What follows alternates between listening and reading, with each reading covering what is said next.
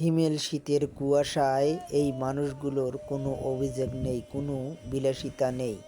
যখন পুরো মাঠটা কান্নার মতো নিস্তব্ধ, ঠিক তখনই একজন কৃষক অনেক ব্যথা বুকে চাপা রেখে গান গেয়ে ওঠে এই মাটির বুকে।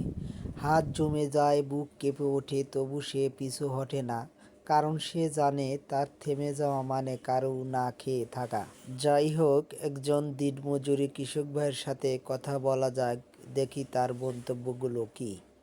এই যে কৃষক ভাই, ভাই এই শীতের মধ্যে, এই তীব্র শীতের মধ্যে আপনি কাজ করছেন কেন? ভাই কাজ করবো যে লয়, বাড়িতে এখন চাউল ডাউল কিচ্ছু নাই। এই কাজ করবো, টাকা নেবো, তবে চাল মজাই না পোড়াখানে বাঁচাবো। এই শীতের মধ্যেও কাজ করতেছেন তাহলে?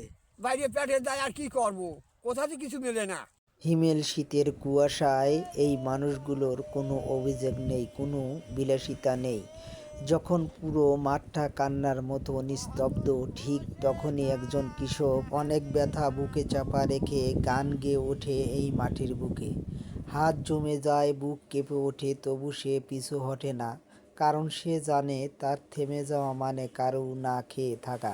যাই হোক, একজন দিনমজুরি কৃষক ভাইয়ের সাথে কথা বলা যাক, দেখি তার মন্তব্যগুলো কি।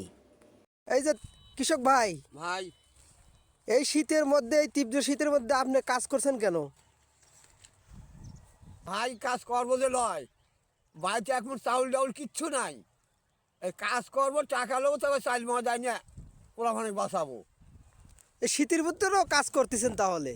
বাইরে পেটে যায় আর কি করবো, কোথাতে কিছু মেলে না।